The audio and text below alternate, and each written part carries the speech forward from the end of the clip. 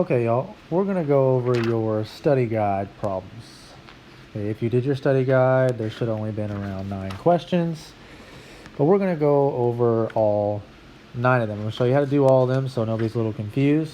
Okay, so you guys have a test tomorrow on Wednesday, April 22nd.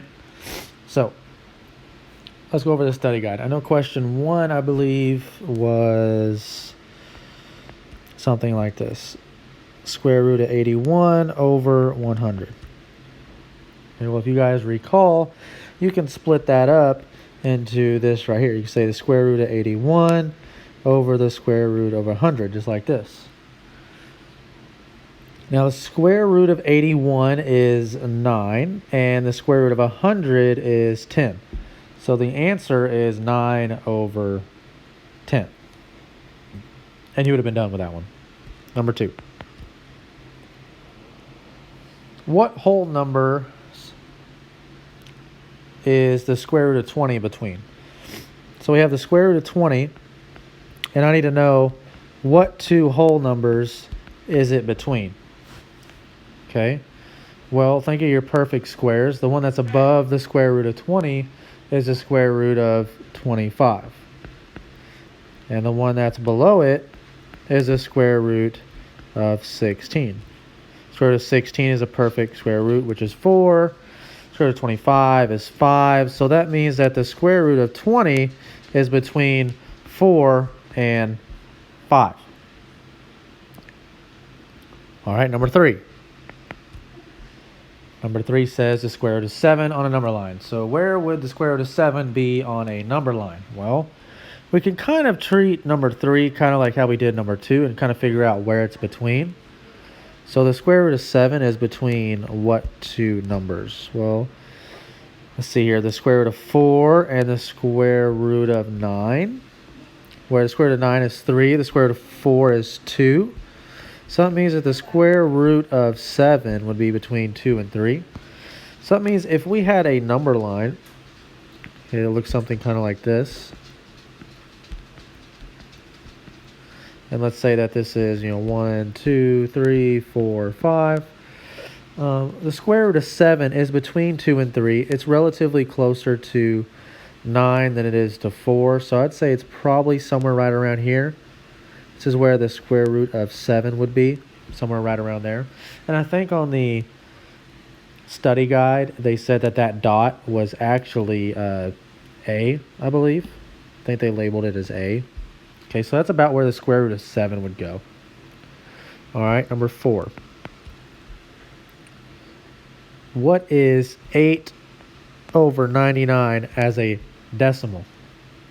Okay, well, if you guys remember, and instead of using a calculator all the time, you can actually do this longhand and get the right answer. Okay, because sometimes you guys don't know how to put things in a calculator correctly. So 99 divided by, or goes into 8 how many times? Well, 99 doesn't go into 8. So you got to add a decimal, and you got to add a bunch of zeros. It doesn't matter how many, just add, a reasonable amount. Okay, until you think you can establish a pattern. So how many times does 99 go into 80? Okay, well, it doesn't go into 80, so now I need to go to the next part. Okay, now let's reestablish what I'm doing here. 99 doesn't go into 8. It doesn't go into 80. Does it go into 800? Yes, it does. Okay, well, how many times does 99 go into 800? Well, we can do 99 times, let's say, 8. And you would get, I believe it's 792. Okay, which is right below 800, so that's perfect. Okay, I get an 8 up here. Don't forget, it didn't go into 80, and it went into 800. Okay. This ended up being an 8. 800 subtract 792. The zeros come down. 0, 0. How many times does 800, how many times does 99 go into 800? Well, we just did that earlier. It ends up being 8 times. And you still get a 792. And you get an 8 again. You drop down more zeros. You get 800 again. Well, if you notice, I have 800, 800, 800. I keep getting 800 over and over and over and over again. It's never going to stop. So what is repeating? This 88 part, or the 8, if you will. So the answer to this is 0.08 repeating, where the 8 is repeating. Okay? All right, number 5.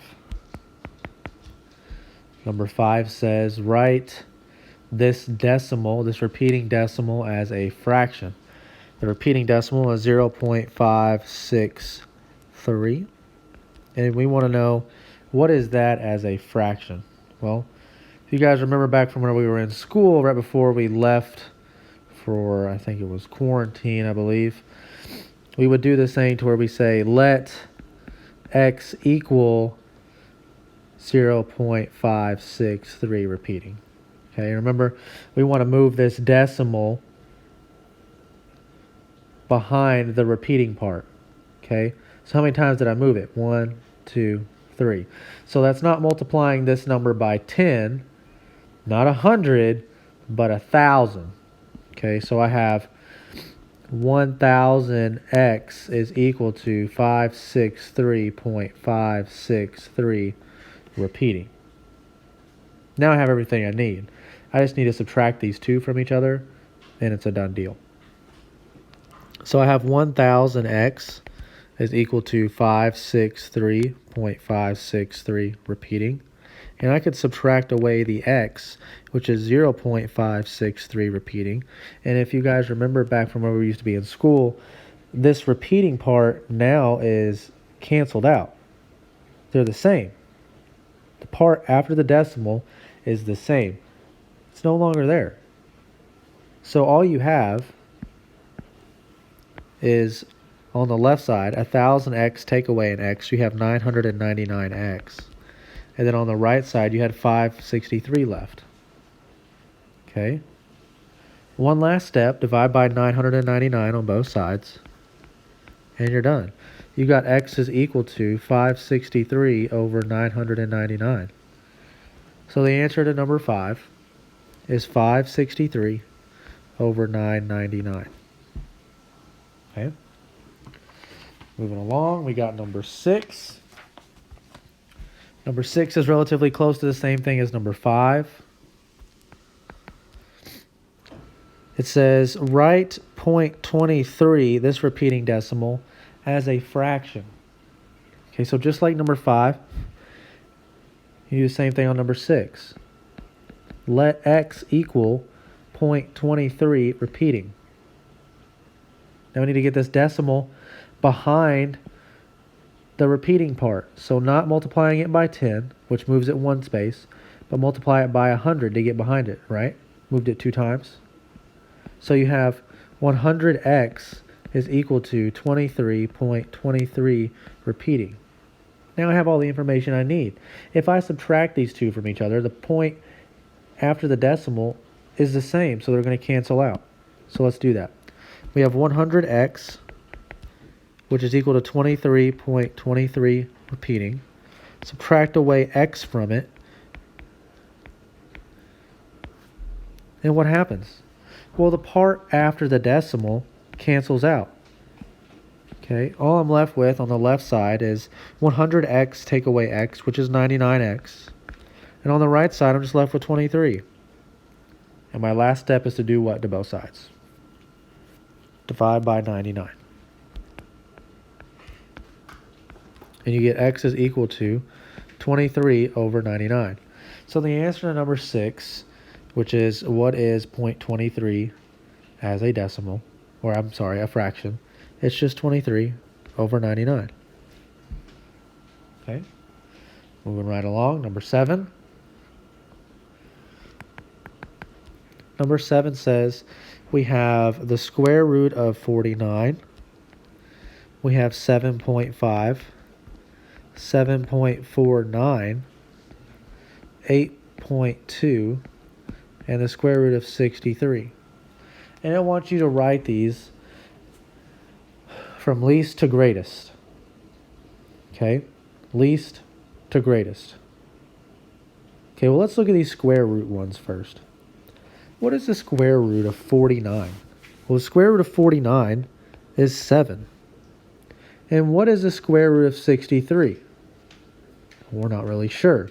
But we do know that the square root of 63 is really close to the square root of 64, which is equal to 8. So that means that the square root of 63 is like 7.9 or 7.8, something really close to 8. Okay, so we could say that this is really close to about 7.8 or 7.9. Okay, so now we can put all these numbers in order. Okay, let's start with the greatest. What's the greatest one? Well, we have 8.2, comma. What's the next one? Well, the next greatest one would be the square root of 63 because it's equal to 7.8 or about 7.9. Okay, so we'd put the square root of 63 there. And what's the next lowest one? Well, the next lowest one is 7.5. 7.49. You got to think of it like money. 7.5 is the same thing as $7.50. And 7.49 is like saying I have $7.49. So technically 7.5 is a penny higher. Okay? So hopefully that makes a little bit of sense for you. The next lowest one would obviously be the one where it's 7.49, which is just a penny lower. And then the very last one would be the square root of 49 because that was actually 7. Okay? So you got 8.2 in the first place. The next one is square root of 63. The next one is 7.5. Next one after that, 7.49. And the last one is the square root of 49. Okay, moving right along. Number 8. Number 8 says, what two perfect whole numbers is the square root of 113 between? Okay, what two perfect whole numbers? Well, let's do some side work here. 9 times 9 is equal to 81. Okay, well 10 times 10 is equal to 100. 11 times 11 is equal to 121. And 12 times 12 is equal to 144. Now, where does 113 fall between? Well, 113 falls between 100 and 121. So that means that 113 is between 100 and 121. So the two perfect whole numbers that the square root of 113 would be between is 10 and 11. So you would have 10 square root of 113 and 11 because the square root of 113 is between 10 and 11. If you were to type in the square root of 113 in a calculator, you would get an answer between 10 and 11. All right, next one, last one, number 9. Number 9 is the exact same thing practically, except now you just have the square root of 30. So you do the same thing we just did on number 8. Square root of 130 is between what two perfect whole numbers? Okay, we'll do the same thing that we just did on number 8. We have 9 times 9, which is 81. 10 times 10, which was 100. 11 times 11, which is 121. And 12 times 12, which is 144. And we can go ahead and stop right there. Hopefully you noticed that we're looking for 130. 130 is right between 121 and 144. So that means that the square root of 130 would be between 11 and 12. Hopefully this helps you out on your study guide. You guys can refer to this to help you study overnight or in the morning before you take your test. Your guys' test will be available tomorrow, Wednesday, April 22nd, all the way until I believe Friday. Maybe I made it open till Saturday at noon. Either way, pick a date between Wednesday and Saturday at noon to take your test. Please get it done. You do not get it done, you will not be able to take it again. Okay? Anyways, if you have any questions, feel free to comment down below.